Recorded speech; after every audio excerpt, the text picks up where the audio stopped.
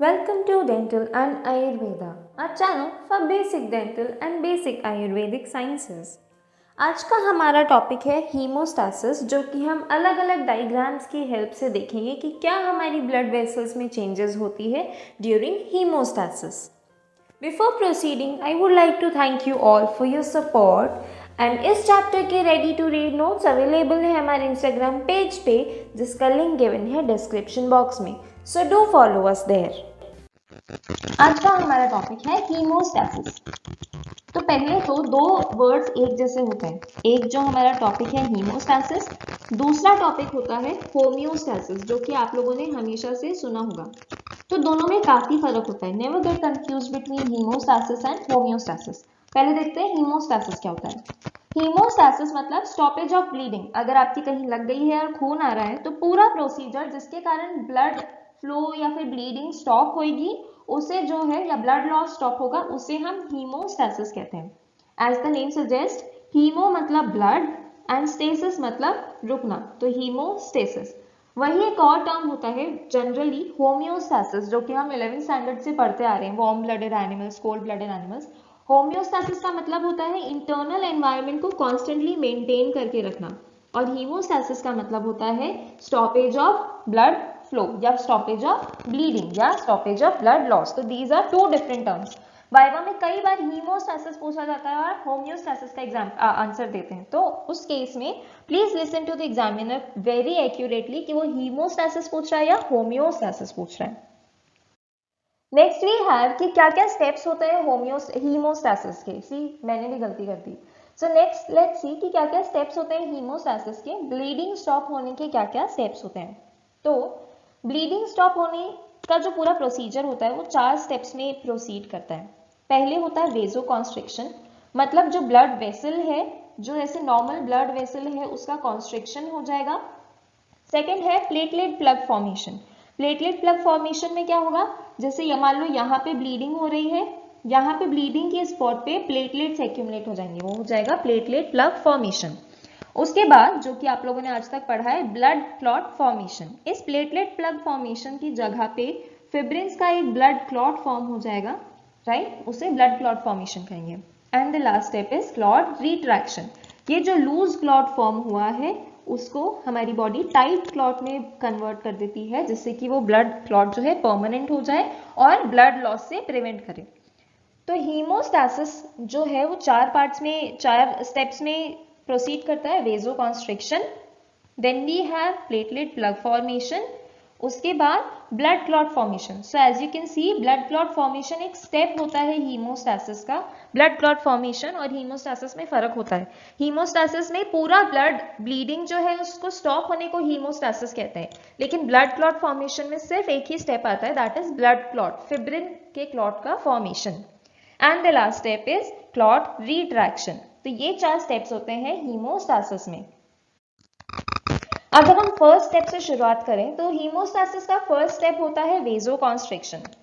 वेजो constriction क्या होता है, जैसे ही कोई भी ट्रॉमा होगा आपकी ब्लड वेसल को, जैसे कोई कांटा चुभ गया है, रोज का कांटा चुभ गया, या कोई कांच से लग गई है आपके, या फिर आप मान लें गिर गए आप और आपके नील पड़ने वाला है, तो उन सभी केसेस में बॉडी का जो फर्स्ट इमीडिएट रिस्पॉन्स होता है कि जिस भी वेसल में इंजरी हुई है उसको जो है बॉडी कॉन्स्ट्रिक्ट कराती है.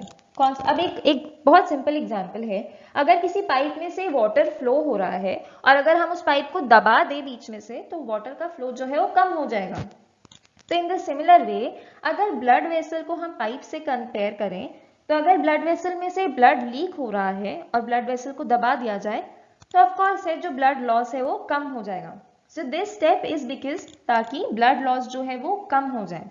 एंड ये स्टेप 3 रिस्पॉन्सेज के कारण से होता है. पहला है वैस्कुलर स्पाज्म, दूसरा है प्लेटलेट्स और तीसरा है न्यूरोजेनिक स्पाज्म. ये मैं आप लोगों को डिटेल में एक्सप्लेन करती हूँ with the help of a beautiful diagram. तो अगर वैस्कुलर स्पाज्म देखा जाए कि क्या होता है, तो वैस्कुलर स्पाज्म में क्या होगा, हमें पता है जो ब्लड वेसल्स होती हैं उसमें एंडोथीलियम होता है. एंडोथीलियम होता है, मेसोथीलियम और एपिथीलियम. तो जो मेसोथीलियम होता है उसमें जो है प्रेजेंट होती है सॉफ्ट या स्मूथ मसल टिश्यू. तो जैसे ही ब्लड को जो है टिश्यू डैमेज होगा ब्लड या ब्लड वेसल को टिश्यू डैमेज होगा, वैसे ही जो स्मूथ मसल्स हैं ब्लड वेसल की वो कॉन्ट्रैक्ट करेंगी। अब मसल्स को क्या बोलेंगे हम? मायो, कॉन्ट्रैक्ट करने को स्पाज्म, तो इसीलिए इसमें होगा मायोस्पाज्म। और ये मायोस्पाज्म रिजल्ट करेगा स्मूथ मसल कॉन्ट्रैक्शन को। अगर वेसल की स्मूथ मसल कॉन्ट्रैक्ट करेगी तो ऑफ कोर्स ब्लड वेसल जो है वो भी कॉन्स्ट्रिक्ट होगी, मतलब वेसो कॉन्स्ट्रिक्शन। तो ये हो गया पहला कॉज वेसो कॉन्स्ट्रिक्शन का, वैस्कुलर स्पाज्म। अब दूसरा कॉज है प्लेटलेट एक्टिवेशन।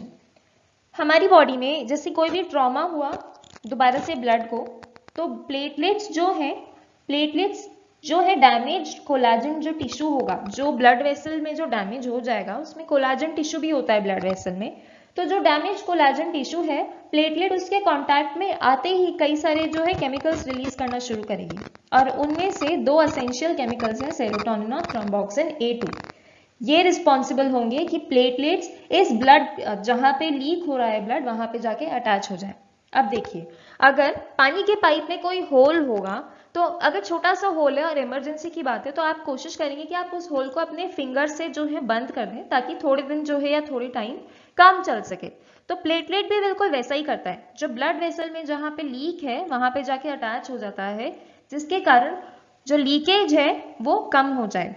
और प्लेटलेट्स कुछ ऐसे हार्मोन्स भी रिलीज करता है, कुछ ऐसे फैक्टर्स भी रिलीज करता है जैसे सेरोटोनिन और थ्रोम्बोक्सिन A2, जिसके कारण जो वैस्कुलर मसल्स होती हैं, जो वेजल्स होती हैं, वो कॉन्स्ट्रिक्ट कर जाए। Third and the last cause is neurospasm. जो ब्लड वेसल्स है ऑफ कोर्स उसमें नर्वस टिश्यू भी है, नर्व्स भी है, तो नर्व्स उस डैमेज को सेंस कर लेती है और न्यूरोजेनिक स्पाज्म करती है, जिसके कारण से वेसो कॉन्स्ट्रिक्शन हो जाता है। After vasoconstriction, the second step is platelet plug formation. This is one of the most important step. Platelet plug formation के लिए हम इस डायग्राम को रेफर करते हैं। तो देखिए यहाँ से शुरू है ये डायग्राम। इसमें क्या है, ये एक वुड दिखाई दी है, वुड तिनका दिखाया हुआ है, कांटा दिखाया हुआ है, जो कि ब्लड वेसल में डैमेज कर दिया ब्लड वेसल को। अब उस ब्लड वेसल के आसपास जितनी भी प्लेटलेट्स होंगी ब्लड में, वो कॉन्टैक्ट में आएगी डैमेज्ड एंडोथीलियम के। डैमेज एंडोथीलियम के कांटेक्ट में आते ही प्लेटलेट्स में कुछ चेंजेस होंगे, जैसे प्लेटलेट स्वेल करने लग जाएगी, प्लेटलेट्स में जो है वो स्यूडोपोडिया डेवलप हो जाएगा। ये जो एक्सटेंशंस आप देख सकते हैं यहाँ पे मेम्ब्रेन के, these are nothing but pseudopodia, ये स्यूडोपोडिया डेवलप हो जाएंगे। और प्लेटलेट्स के अंदर जो है कुछ एंजाइम्स होते हैं, कुछ प्रोटीन्स होते हैं, जैसे एक्टिन एंड मायोसिन। जो मसल्स में होते हैं एक्टिन एंड मायोसिन, वैसे ही प्लेटलेट्स में भी होते हैं।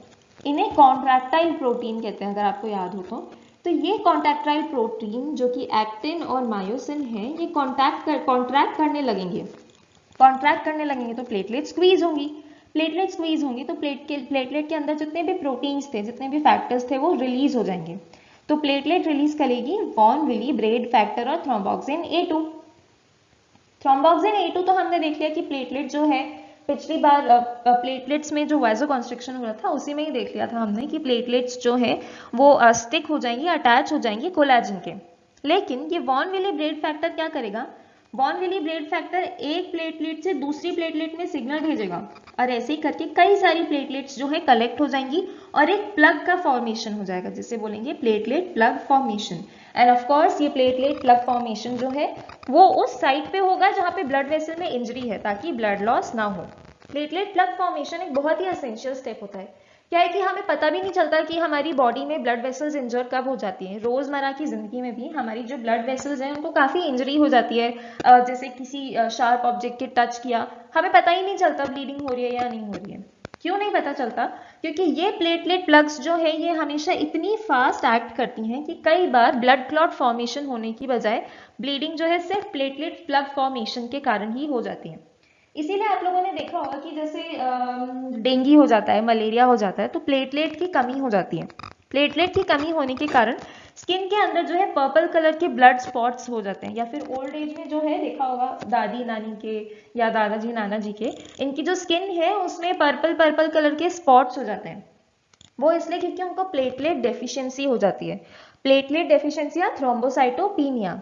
थ्रोम्बोसाइटोपिनिया का एक साइड इफेक्ट ये भी है कि हम ब्लड प्लेटलेट प्लग फॉर्मेशन नहीं होगा।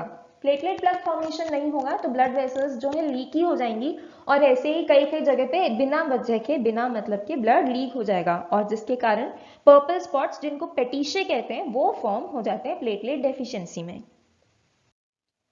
आफ्टर प्लेटलेट प्लग फॉर्मेशन तीसरा स्टेप हीमोस्टैसिस में होता है ब्लड क्लॉटिंग। ऑफ कोर्स जो हम पढ़ते आ रहे हैं 11th स्टैंडर्ड से, ब्लड क्लॉटिंग मतलब क्लॉट फॉर्मेशन। इस ब्लड क्लॉटिंग के लिए एक पूरी डिटेल में वीडियो है, क्योंकि ये इटसेल्फ एक लॉन्ग नोट है, बट एक ब्रीफ इंट्रोडक्शन हम देख लेते हैं कि हीमोस्टैसिस में कैसे लिखेंगे। तो blood clotting is formation of clot at the site of bleeding, और ये होता है दो पाथवेज से, इंट्रिंसिक पाथवे और एक्सट्रिंसिक पाथवे।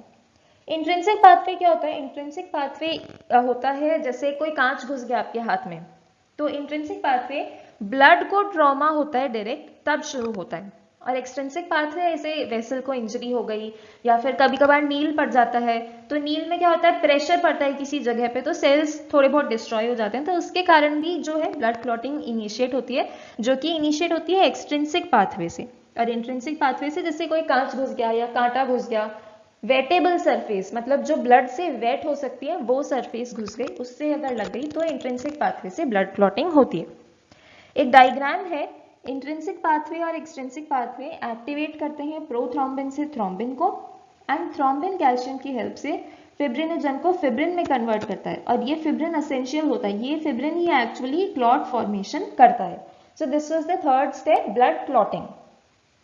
इसके बाद आता है लास्ट स्टेप, क्लॉट रिट्रैक्शन, मतलब जो लूज क्लॉट बना है, जो लूज फिब्रिन का ब्लड क्लॉट बना है, उसको टाइट करना, उसको टाइट करना ताकि ब्लड में से प्लाज्मा भी ऊज आउट ना हो। आप लोगों ने देखा होगा जब इनिशियल ब्लड क्लॉट फॉर्मेशन होता है, जो लूज सा कहीं भी लग जाती है तो लूज ब्लड क्लॉट फॉर्मेशन होता है पहले, जिसमें से प्लाज्मा ऊज आउट होता रहता है या सीरम ऊज आउट होती रहती है, तो उस क्लॉट को टाइट करना, रिट्रैक्ट करना ताकि सीरम भी ऊज आउट ना हो, उसे क्लॉट रिट्रैक्शन कहते हैं। और ये भी प्लेटलेट के कारण ही होता है, क्योंकि प्लेटलेट जो है ट्रैप हो जाती है फिब्रिन फाइबर्स में, और उसके बाद प्लेटलेट पुल करती है फिब्रिन फाइबर्स को आपस में, ताकि जो फिब्रिन का मेशवर्क है वो पास पास आ जाए और क्लॉट रिट्रैक्शन हो जाए। तो ये था पूरा हीमोस्टैसिस का प्रोसेस, जिसमें 4 स्टेप थे, vasoconstriction, platelet plug formation, blood clotting and clot retraction. And हमेशा हमेशा याद रखना, हीमोस्टैसिस और होम्योस्टैसिस अलग अलग हैं, and blood clot formation haemostasis का एक पार्ट है, पूरा हीमोस्टैसिस नहीं है। And as I told you, clot retraction involves development of fibrous tissue into clot. Thank you for watching, do like, share and subscribe, and comment box में हमें ये बताना मत भूलिएगा कि और कौन सा चैप्टर है जिसमें हम आपकी हेल्प कर सकें।